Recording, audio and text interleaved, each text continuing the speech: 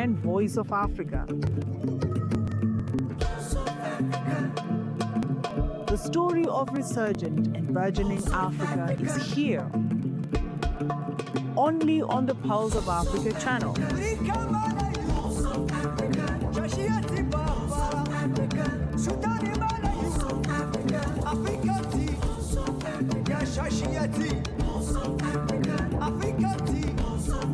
Pulse of Africa, the face and voice of Africa.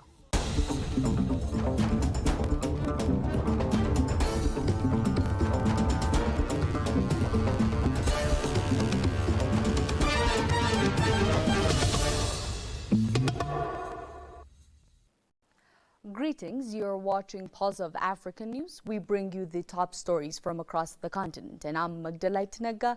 Stay tuned. We will start with the African mining sector. Mineral Resources and Energy Minister Gwende Mantashe has cautioned that the investing in African mining in AfDB should remain an economic platform dedicated to development and investment, not a venue for a political contestation. Speaking ahead of the 2026 forum in Cape Town, Mantashe stressed that the AfDB's core purpose is to advance collaboration, attract capital and deliver practical outcomes for Africa's mining sector. He noted that the mining continues to play a central role in economic growth, industrialization and job creation, especially as global demand for critical mineral accelerates aimed at the energy transition.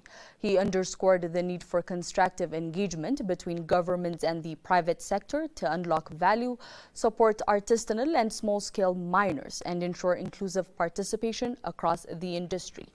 The ministry is set to officially open the 2026 mining in AfDB on Saturday, where he is expected to outline South Africa's investment priorities and policy direction for mining and energy.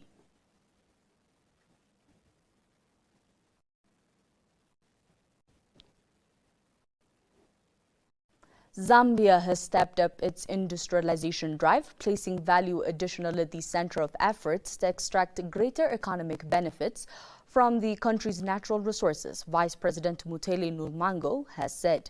She noted that the government is moving away from exporting raw materials towards local processing and manufacturing to stimulate growth, create jobs, and strengthen domestic industries. By exporting finished and semi-processed goods, Zambia aims to boost export earning, reduce exposure to commodity price volatility, and promote more sustainable economic development. The Vice President stressed that the private sector investment, improved infrastructure, and skills development are key enablers of the value addition agenda and critical to building a competitive industrial base. The strategy forms part of Zambia's broader development plan to diversify the economy, unlock industrial potential, and ensure natural resource wealth that delivers tangible benefits for citizens.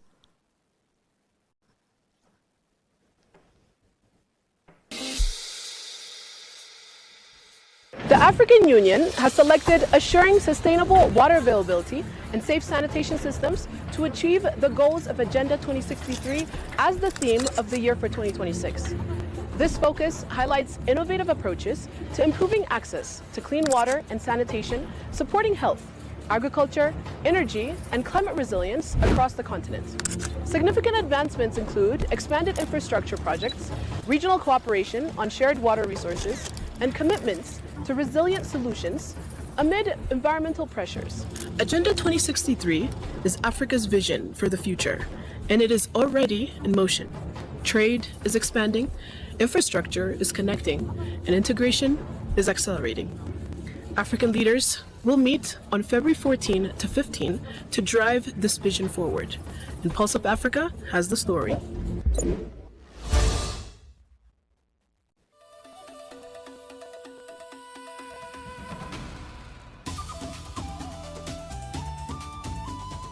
Cleaner cities are creating healthier, safer, and more livable communities in Ethiopia.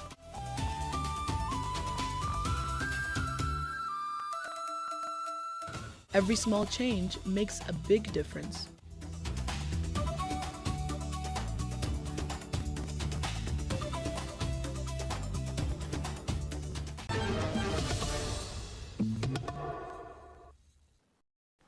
Ghana has affirmed its commitment to turning the African Continental Free Trade Area into real economic gains.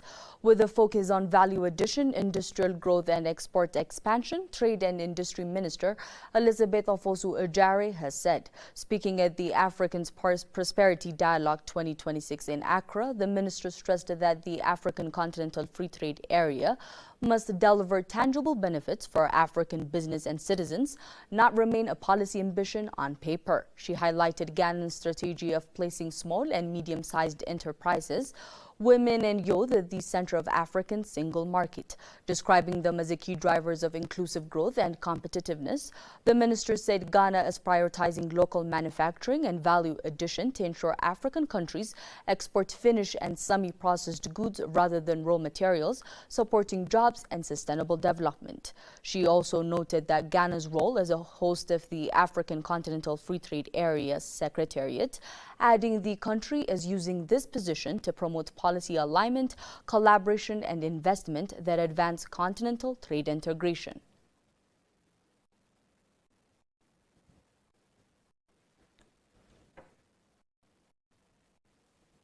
The African Development Bank Group and Banco International Arab de Tunis BIAT have signed a $50 million trade finance guarantee facility aimed at strengthening Tunisia's trade finance capacity and supporting private sector growth.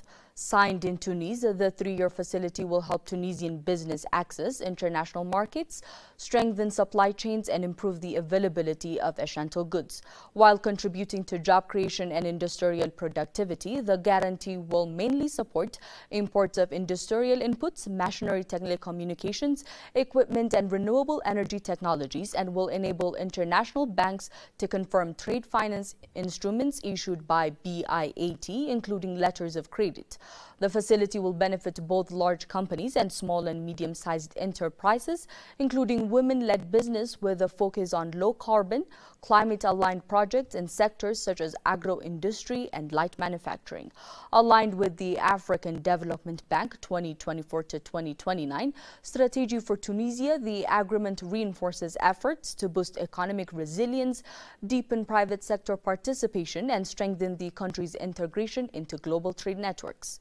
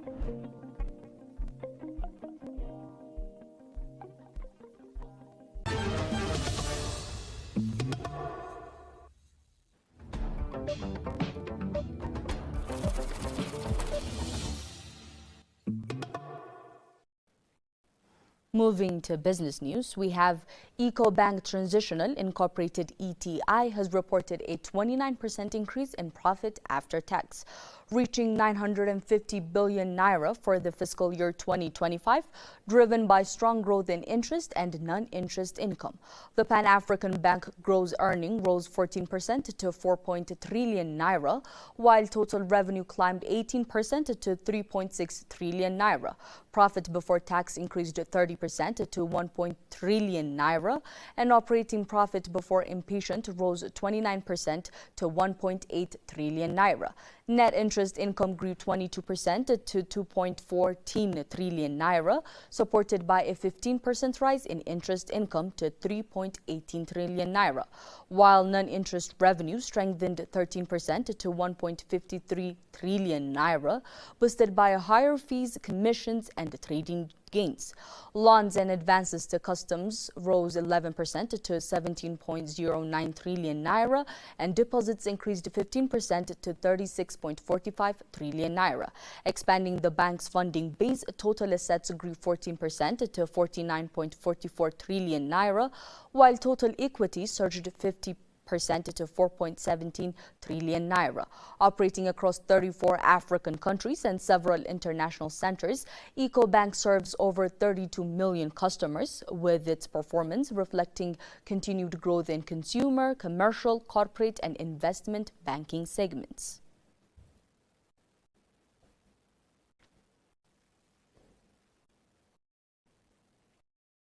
Angola is in talks to acquire a 20 to 30% stake in De Beers, the diamond subsidiary of Anglo American, aiming to increase its participation in the global diamond industry.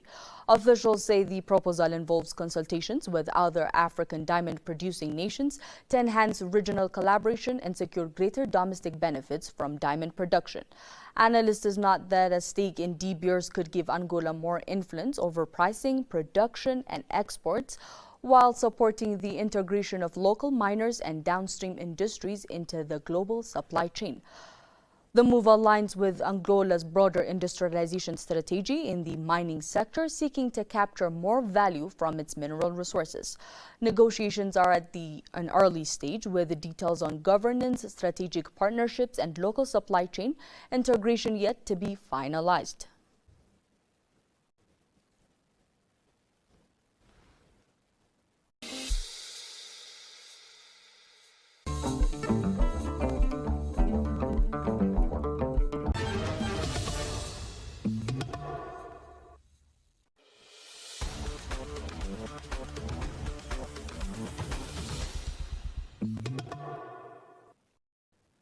Now to sport news.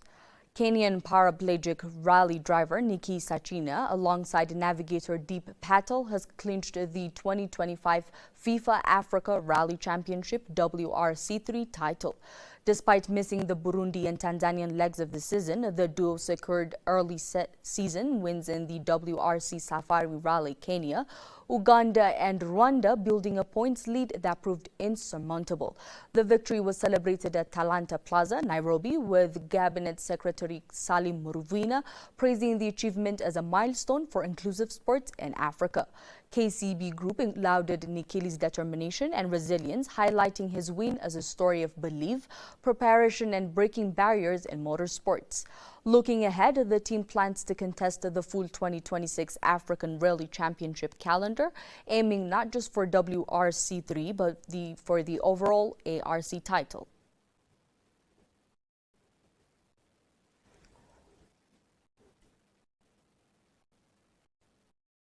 Now let's check out the latest weather forecast across the continent.